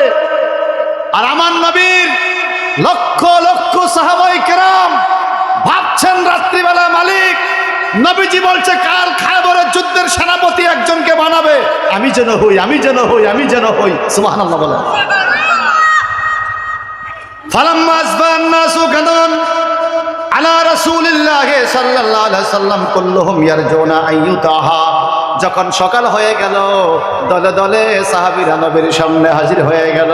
নবীজি কার হাতে পতাকা দিবে, যার মাধ্যমে খায়বার বিজয় হয়ে যাবে। খায়বারের যুদ্ধে বিজয় যিনি ছিনিয়ে আনবেন, যিনি আল্লাহ আল্লাহ রসুলকে ভালোবাসেন, আল্লাহ আল্লাহ রসুলকে যাকে ভালোবাসে, সবাই মনে মনে আশা আমি যেন পাই, আমি যেন পাই, আমি যেন পাই। আমার নবীজি হাজির হলেন, অসংখ্য সাহাবায়ে কেরাম সামনে অপেক্ষা, সবাই নবীজির মুখ মোবারকের দিকে তাকিয়ে আছে, চেহারা আনোয়ারের দিকে তাকিয়ে আছে। কার কথা বলে কার নাম নেয়, কার কথা বলে কার নাম নেয়। আমার নবী ডান দিকে বাম দিকে তাকায়া হঠাৎ করে বললেন, ফাকালা আইনা আলিয়ুন, আলী ইবনে আবু তালিব কই, তোমরা বলো। সবাইকে দেখতে পাচ্ছি, আমার আলী কেন নাই? ফাতেমার স্বামী কেন নাই? হাসান হুসাইনের বাবা কেন নাই? আলী কই? সুবহানাল্লাহ। বলেন নবীজি কাকে খুঁজছে? হযরত আলী কই, আলী কই? ফাকালু হুয়া ইয়া রাসূলুল্লাহ ইয়াশতাকি আইনাইহি। সমস্ত সাহাবীরা জানে হযরত আলী অসুস্থ। হযরত আলীর চোখের মধ্যে সমস্যা, একটা চোখ ওনার প্রায় নষ্ট হয়ে যাওয়ার পথে, চোখে রোগ হয়ে গেছে, চোখে দেখে না, চোখ অন্ধ হয়ে যাচ্ছে। চোখের ব্যথায় তিনি ক্লান্ত, চোখের ব্যথায় তিনি এমন বেশি অসুস্থ, শোয়ার থেকে উঠতে পারে না। ফকালু, সমস্ত সাহাবীরা বললেন, ইয়া রাসূলুল্লাহ হুয়া ইয়া রাসূলুল্লাহ ইয়াশতাকি আইনাইহি, তার চোখে ব্যথা, তিনি আসতে পারেন নাই, অনেক বেশি অসুস্থ নবী গো, উনি এই জন্য আজকে আসতে পারে নাই। আমার নবীর হাদিস, ওয়ালা ফারসিলু ইলাইহি, তোমরা আলীর কাছে লোক পাঠাও, তাকে আমার কাছে নিয়ে আসো। সুবহানাল্লাহ। ফাউতিয়া বিহি ফাবাসাকা রাসূলুল্লাহ সাল্লাল্লাহু আলাইহি ওয়াসাল্লাম ফি আইনাইহি ওয়া দাআ লাহু। গভীর খেয়াল করে শুনবেন, ব্রাহ্মণবাড়িয়ার মানুষ, নবী প্রেমিক, অলি প্রেমিক, সাহাবী প্রেমিক, কোরআন প্রেমিক, হাদিস প্রেমিক, ব্রাহ্মণবাড়িয়ার মানুষ আল্লাহ প্রেমিক, এরকম প্রমাণ পাওয়া যায়, অনেক সময় দেখতে পাই। আমার নবীজির কাছে হযরত আলীকে আসার জন্য লোক পাঠাইলেন। হযরত আলী রাদিয়াল্লাহু তাআলা অনেক বেশি অসুস্থ, চোখ ধরে ধরে ব্যথায় টিকতে পারে না, তবুও নবী যেহেতু পাঠাইছে আসতে হবে, উনি নবীজির সামনে হাজির হলেন। সাহাবায়ে কেরাম তাকিয়েছে, হযরত আলী অনেক অসুস্থ। আমার নবীজি ফাবাসাকা রাসূলুল্লাহ সাল্লাল্লাহু আলাইহি ওয়াসাল্লাম ফি আইনাইহি, নবীজির হাত দ্বারা হযরত আলীর চোখের মধ্যে একটা মোছা দিলেন। ওয়া দাআ লাহু, এবং তার জন্য দোয়া করলেন। ফাবারিয়া হাত্তা কানা লাম ইয়াকুম বিহি, হযরত আলী এই অবস্থার পরে আমার নবী যখন মোছা দিলেন আর দোয়া করলেন, হযরত আলী চক্ষু খুলে বলে, ইয়া রাসূলুল্লাহ, আমার চোখটা তো সাথে সাথে ভালো হয়ে গেছে। হাতে সব সুস্থ। বলেন আমাদের দেশে এমন কোন ডাক্তার আছে? আপনাদের ব্রাহ্মণবাড়িয়া শহরে এমন কোন ডাক্তার কি আছে যে মশা দিলে চোখ ভালো হবে? বরং আমাদের দেশে ডাক্তারের কাছে গেলে মানুষের রোগ আরো বাইরে যায় ডরে ভয়ে। আপনি গেছেন জ্বর নিয়া, ডাক্তার আপনাকে 13টা দিছে টেস্ট, এর মধ্যে ক্যান্সারেরও আছে। কথা কোন ঠিক কিনা? 13টা টেস্টের মধ্যে ক্যান্সারের একটা আবার দিছে, এটাও দেখেন আপনার কি অবস্থা। এত ডরে গেছে ক্যান্সারের টেস্ট। কিন্তু আমার নবীজির কাছে সাহাবায়ে কেরাম যখন গেলেন, সুবহানাল্লাহ সুবহানাল্লাহ সুবহানাল্লাহ, আর জোরে বলেন সুবহানাল্লাহ। কেমন বরকত নবীজির!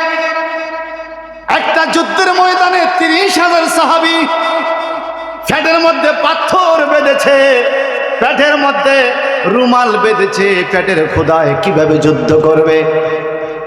আমার নবী বললেন, আবু হুরায়রা যাও, যুদ্ধ শুরু করার জন্য বলতে হবে। নবীর সাহাবী আবু হুরায়রা, আমার মা বোনরা ওয়াজ শুনে কিনা আল্লাহই জানে। আমার তো মনে হয় আপনাদের মনোযোগ আছে। মারহাবা বলেন, আরো জোরে বলুন মারহাবা। আমি আমার ওয়াজের পরে 2 মিনিট পরীক্ষা নিব আপনাদের।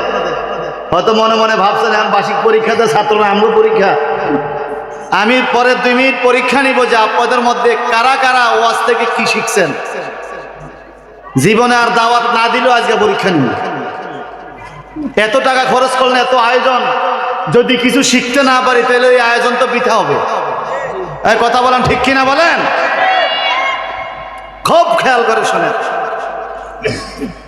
আমার নবীজি ওনার আরেকজন সাথী হযরত আবু হুরায়রা রাদিয়াল্লাহু তাআলা, যিনি সবচেয়ে বেশি হাদিস বর্ণনা করেছেন আমার নবীর কাছ থেকে, সুবহানাল্লাহ।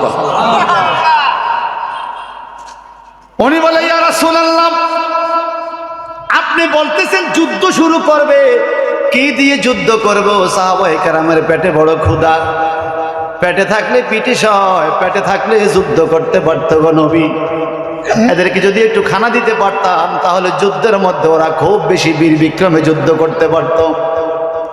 এ কথা শুনে মদিনার নবীর চোখ মোবারকের মধ্যে পানি এসে গেল। কোথায় থেকে আমি তোমাদেরকে খানা দেব? কোন জায়গায় তোমাদেরকে নিয়ে যাব? তোমাদের পেটের খাবার আমি কোথায় থেকে জোগাবো? আবু হুরায়রা, তুমি একটু চেষ্টা করে দেখো না, এই ময়দানে 30,000 সাহাবী যুদ্ধে যাবে, আমার সাহাবীর কারো কাছে কোনো খাবার পাওয়া যায় কিনা, যদি পাও আমার কাছে নিয়ে আসো। আবু হুরায়রা রাদিয়াল্লাহু তাআলা দৌড়াইয়া গেলেন, 30,000 সাহাবীকে জিজ্ঞাসা করলেন কার কাছে কি আছে দাও। এই জিজ্ঞাসা করে তালাশ করতে করতে করতে করতে হযরত আবু হুরায়রা রাদিয়াল্লাহু তাআলা 21টা খাজুর পাইলেন। জোরে বলেন কয়টা? না শোনে নাই, মানুষ শোনে নাই। কয়টা? কি পাইলেন? খেজুর। খেজুর কি কি? 21টা খাজুর। আজকে সভাপতি সাহেব যেরকম আদর করে হুজুরদেরকে খাওয়াইছে, আরে বাপে এক এক মাছের ফিস কি! মারহাবা বলবেন না? আসলে ভালোবাসায় মহব্বতে অনেক কিছু পাওয়া যায়। আল্লাহর হাবিবের কাছে আবু হুরায়রা 21টা খাজুর একটা পোটলার মধ্যে লইয়া নবীর কাছে আইনা বলে, হুজুর 30,000 সাহাবী আপনার যোদ্ধা, খাজুর পাইছি 21টা, কেমনে খাওয়াইতাম? সুবহানাল্লাহ কোন। এবার আপনারা একটু জবান করে ইমান পরীক্ষা করছি আমি। বলেন, যেই নবীর হাতের মোছায় সাথে সাথে চক্ষু ভালো হয়ে যায়, ওই নবীর বরকতি দুয়ার কারণে 21টা খাজুরের মধ্যে আমার আল্লাহ বরকত দিতে পারে। সুবহানাল্লাহ সুবহানাল্লাহ। নবীজি বলে, আমার কাছে দাও। খাজুরের পোটলাটা নবীজি সামনে নিয়ে একটু দোয়া পড়ে থুথু দিয়ে, থুথু মোবারকের বরকত দিয়ে আবু হুরায়রাকে বললেন, আবু হুরায়রা যাও যাও, এই পোটলা নিয়ে তুমি ওই সাহাবীদের সামনে চলে যাও। খবরদার তুমি খাজুরের পোটলার দিকে নজর দিও না, ভিতরে কি আছে না আছে তাকাদের প্রয়োজন নাই, তুমি শুধু হাত ঢুকাইবা, মুষ্টি ভরে ভরে সাহাবীদেরকে দিতে থাকবা, মুষ্টি ভরে ভরে 30,000 সাহাবীরে খাওয়াইয়া এরপরে আমার কাছে আসবা। আমাদের দেশে যদি মাহফিল কর্তৃপক্ষ 50টা প্যাকেট দিয়া যদি বলতো 200 লোক আছে, সবাইকে এক প্যাকেট করে আমার কাছে আসেন, আপনি বলতেন বলেন কি, লোক হইল 200, আমার দিলেন 50 প্যাকেট, আবার বললেন সবাইকে এক প্যাকেট দিতে, আমি তো মাইর খাইতে হবে। এই কথাই তো বলবো আমরা, ঠিক কিনা? নবীর সাহাবীদের বিশ্বাস নবীর প্রতি কেমন ছিল? আমার আল্লাহ বলেন আমিনু কামা আমানান নাস, তোমরা সেইভাবে ঈমান আনো যেইভাবে আমার নবীর সাহাবীরা বিশ্বাস স্থাপন করেছে।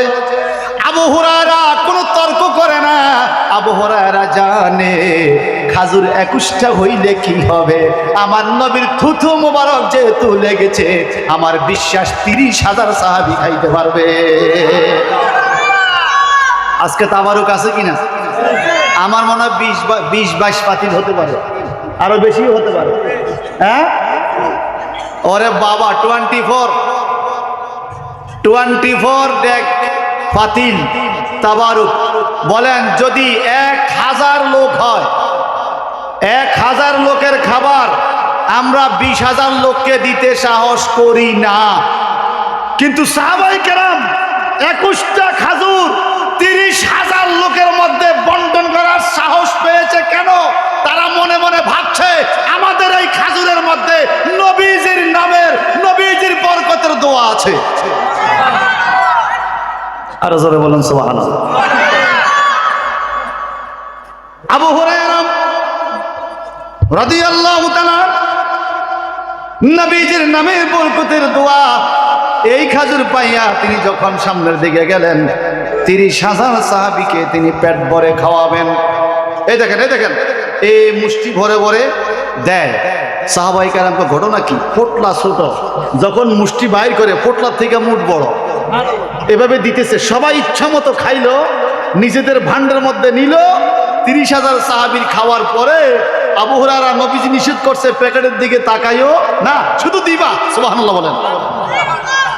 নবীজির কাছে ফিরে আসলো পোটলা নিয়ে, হুজুর আমি আসছি, সবাইকে খাওয়াইছ? চোখের পানি ছেড়ে ছেড়ে কান্দে, হুজুর কি বরকতি নবীর উম্মত আমরা, সবাইকে খাওয়াইছি হুজুর, সবাইকে খাওয়াইছি। বলে ভিতরে কি আর আছে? বলে হুজুর আমি তো তাকাই নাই। বলে এবার তাকাও। আবু হুরায়রা তাকাইয়া দেখে 21টা খাজুর এখনো আছে। সুবহানাল্লাহ বলতেন না? আরো জোরে বলবেন না সুবহানাল্লাহ? আরো জোরে, আরো মহব্বতে।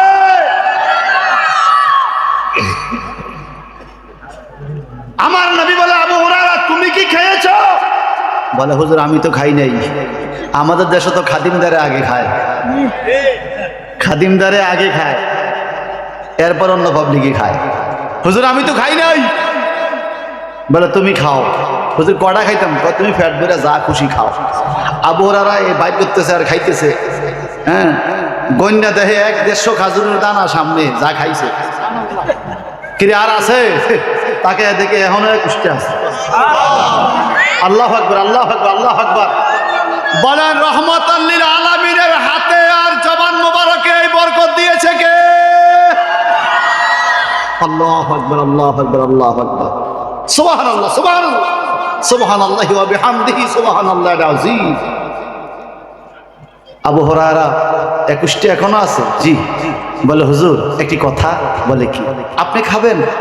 বলে আমি এখন খাবো না, এটা তুমি বাড়ির জন্য নিয়ে যাও। বাড়ির জন্য আমরা তাবারুক খাইয়া বাড়ির জন্য আবার নেই না।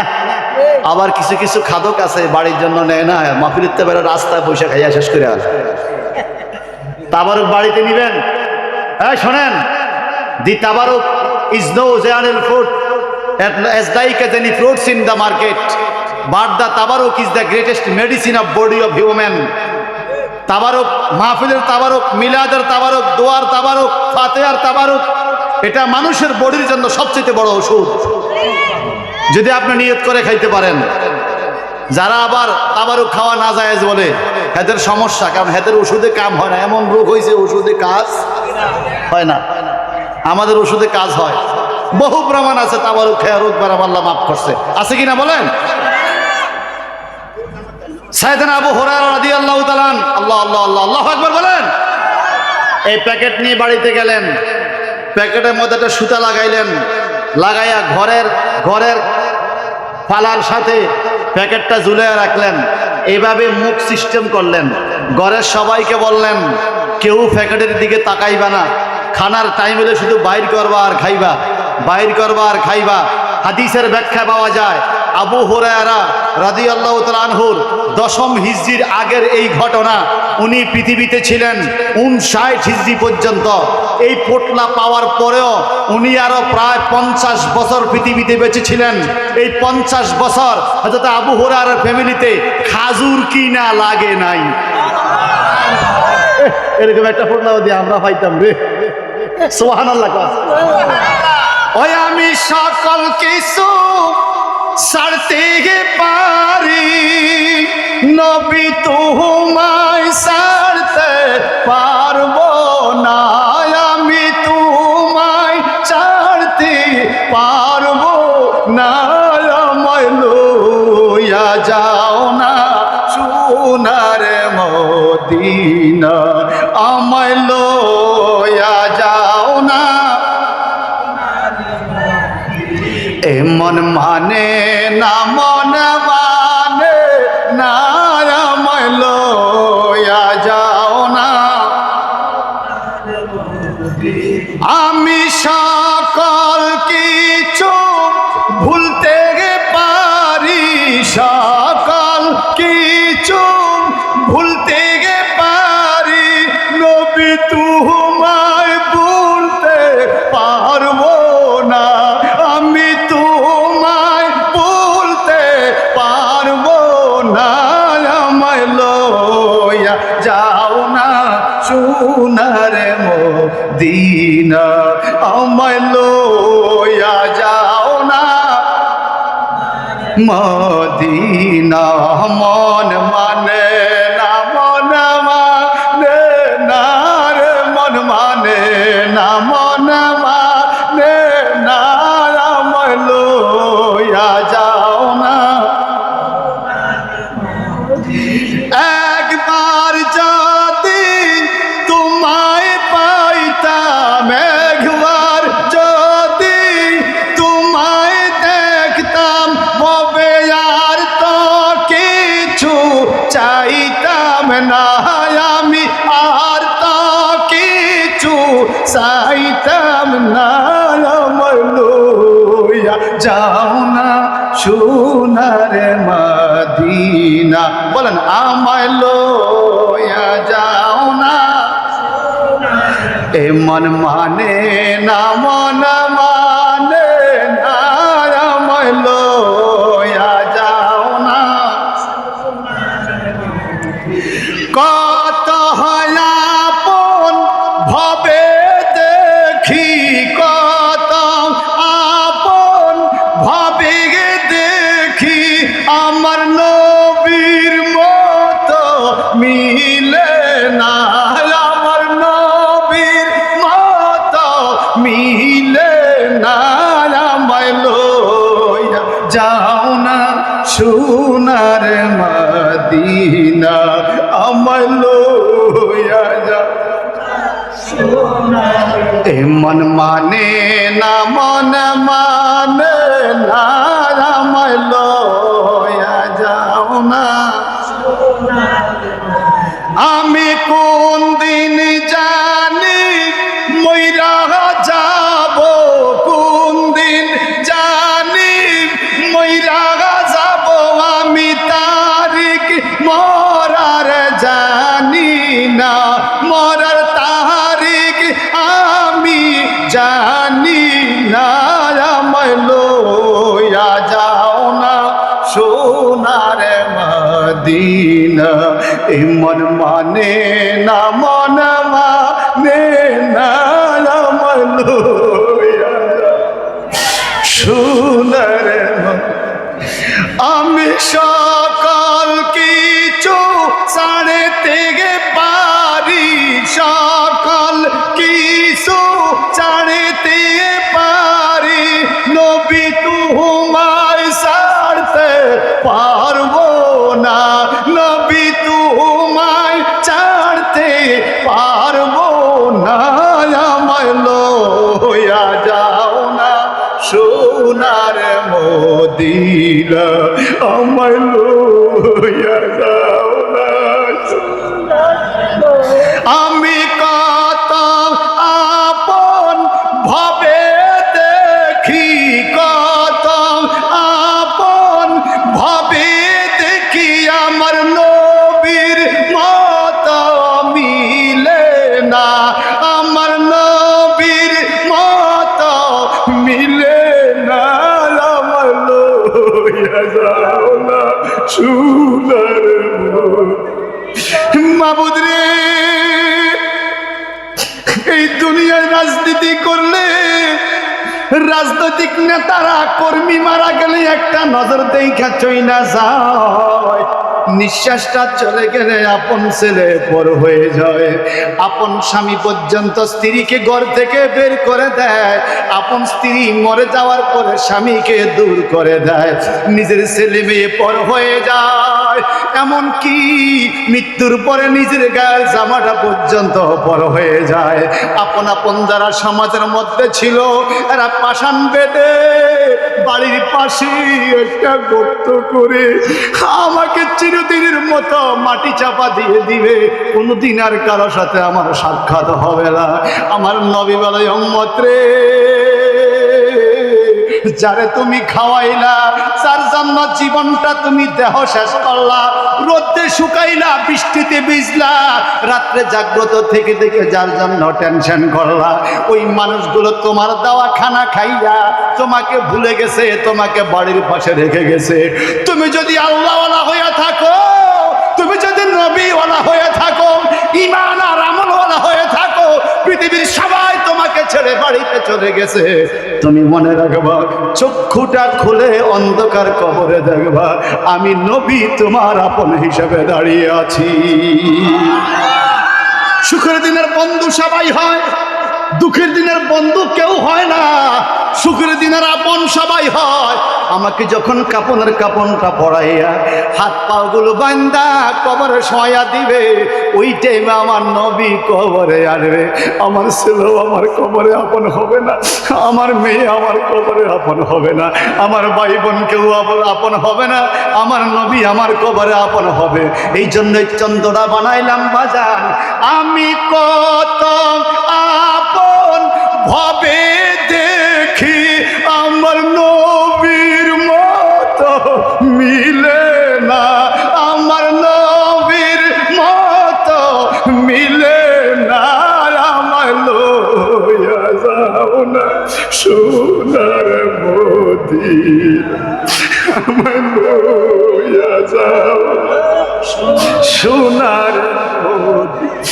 এমন মানে না রে, মানে না, আমার লইয়া যাও না সোনার মদিনা, আমার লইয়া যাও না সোনার মদিনা।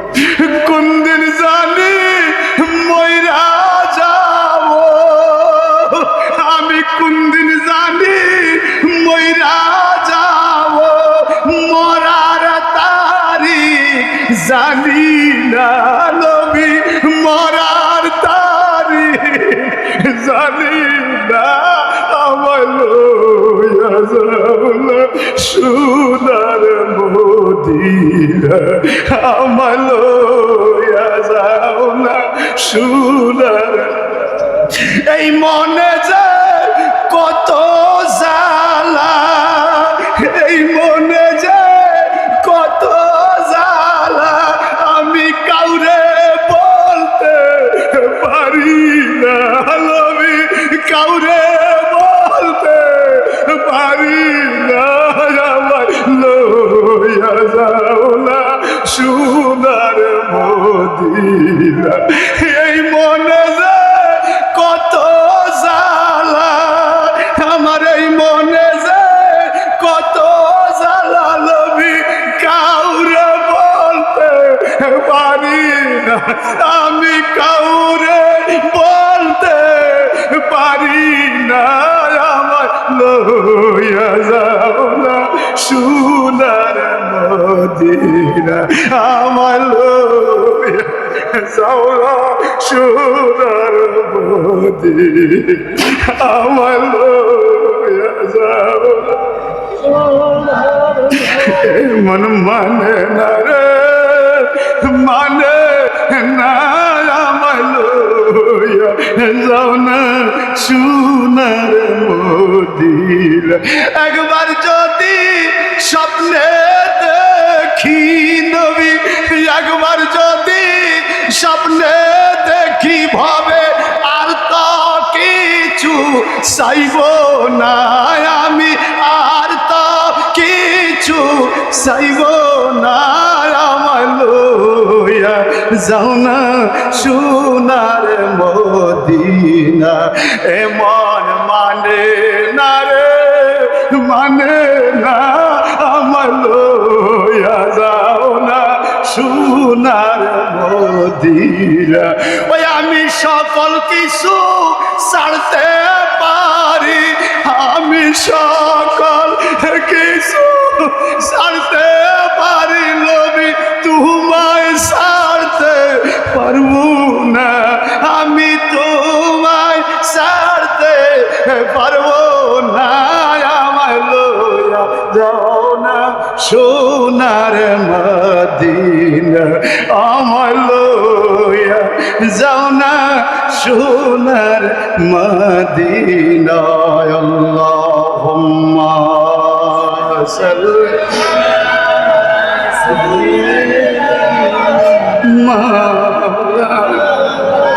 মুহাম্মদ ওয়ালা আলি মাওলানা এই মোহাম্মত আল্লাহুম্মা সাল্লি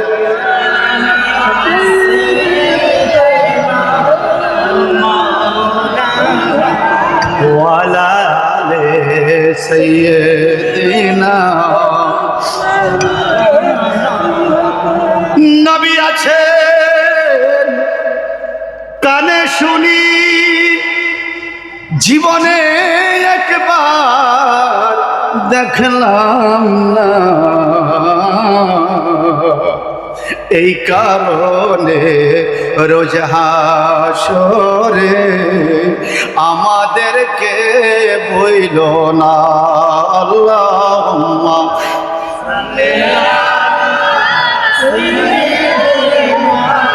মাওলানা ওয়ালা আলি সাইয়্যিদিনা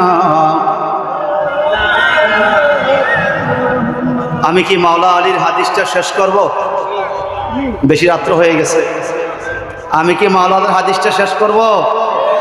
আমরা কি গুনাহ মাফের আশা করতে পারি? আল্লাহ পাক কি আমাদের ক্ষমা করবে বলছে না?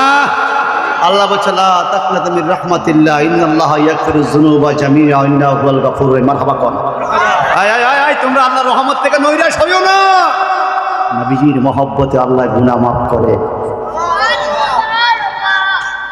ভাইজান একদম প্রোগ্রামের শেষ পর্যায়ে মাওলা আলী নবীজির হাত মোবারকের স্পর্শে চোখ ভালো হয়ে গেছে। আরো জোরে বলুন সুবহানাল্লাহ। চোখ ভালো, এরকম একটা মশা যদি আমরা পাইতাম, নবীজির হাত মোবারকের একটা মশা যদি জীবনে পাইতাম, কত হাত, কত মানুষ, কত গার্ডিয়ান পৃথিবীতে দেখি, পৃথিবীর বিপদে গার্ডিয়ান দৌড়াই আসে, কবরে বিপদে কেউ যায়, কবরে হাসরে মিজানে ফুলচরাতে বিপদের দিনে দুঃখের দিনের সেই ভরসা হবে আমার নবী মুহাম্মাদু। সবাইকে সুবহানাল্লাহ সুবহানাল্লাহ। মাওলা আলী খায়বারের যুদ্ধের পতাকা হাতে নিলেন, যুদ্ধে রওনা হয়ে গেলেন। মাওলা আলী বলেন, ইয়া রাসূলুল্লাহ, আমার যেই চোখে ব্যথা ছিল, আপনার হাতের মোছায় এই চোখ আমার ভালো চোখের থেকে আরো সুস্থ হয়ে গেছে। যাও, নেমে যাও। যুদ্ধের ময়দানে গিয়ে যুদ্ধ করতে করতে করতে করতে হাতের ডাল ভেঙে গেল, তলোয়ার ভেঙে গেল। মাওলা আলী ভাবলেন, আল্লাহর হাবিব বলেছেন, লাউতিয়ান্না হাজির রায়াতা রাজুলান ইয়াফতাহুল্লাহু আলা ইয়াদাইহি ইউহিব্বুল্লাহ ওয়া রাসূলুহু ওয়া ইউহিব্বুল্লাহু ওয়া রাসূলাহু। নবীজি এমন ব্যক্তির হাতে খায়বারের যুদ্ধের পতাকা তুলে দিবেন, যার হাতে খায়বারে বিজয় হবে, যাকে আল্লাহ রসুল ভালোবাসে, আল্লাহ রসুলকে যে ভালোবাসে। এখন আমাকে নবী দিলেন, আমার তো তলোয়ার ভেঙে গেছে, আমার ঢাল ভেঙে গেছে, এখন আমি কি করব? বিজয় কিভাবে আনবো? নবী যেহেতু বলছে বিজয় আসবে, এই ভরসা নিয়ে দুর্গের কাছে গেলেন, কিছু পায় না। তাকাইয়া দেখে 80 মণ ওজনের লোহার দরজা, কবজাওয়ালা আটকা। মাওলা আলী হাত দিয়ে টান দিয়ে লোহাটা ছিঁড়ে ফেললেন। আরো জোরে লোহার দরজা ছিঁড়ে এইভাবে হাতের মধ্যে তুলে এমন ভাবে যুদ্ধ শুরু করলেন, লোহার দরজা দিয়া পিড়াইয়া পিড়াইয়া খায়বারের দুর্গগুলো বিজয় করলেন। কাফেররা চতুর্দিকে চলে গেল, খায়বার বিজয় হয়ে গেল। একটু জবানটা বড় করে বলল আল্লাহু আকবার। আমার নবীজি অবস্থা দেখে বললেন, আসাদুল্লাহে গালিব।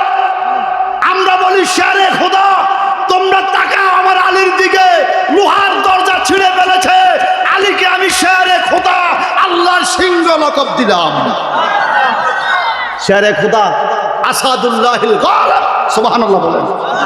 শেরে খোদা আল্লাহর সিংহ, সুবহানাল্লাহ বলেন। উনি যুদ্ধ শেষ করে আসলেন। আমার নবী বললেন, গুছাও এলাকা, যার যার যেখানে বসো, দরজাগুলো লাগাও। সবাই দরজা ফিটিং করতে যাইয়া লোহার দরজা আনতে গেলেন, 10 জন লাগতে পারে না।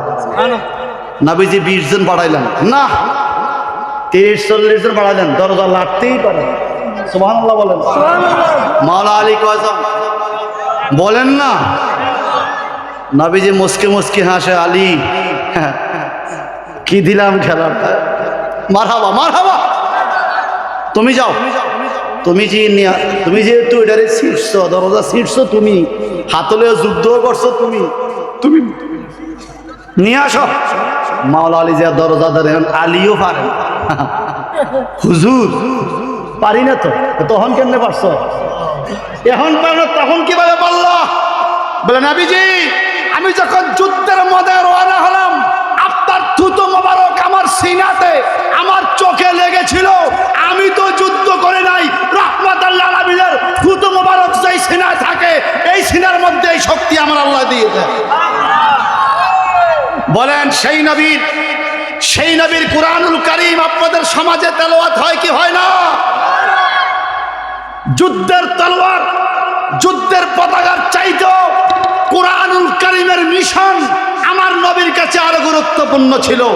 যত যুদ্ধ হয়েছে কোরআন রক্ষার জন্য, উহুদের যুদ্ধ কোরআনের আইন বাস্তবায়নের জন্য, বদরের যুদ্ধ কোরআনের আইন বাস্তবায়নের জন্য, কারবালার যুদ্ধ কোরআনের আইন বাস্তবায়নের জন্য, খায়বার, হুনাইন, তাবুকের যুদ্ধ কোরআনের আইন বাস্তবায়নের জন্য এই কুরআনুল কারীম দুর্গারামপুর মাদ্রাসায় তেলাওয়াত করা হয়।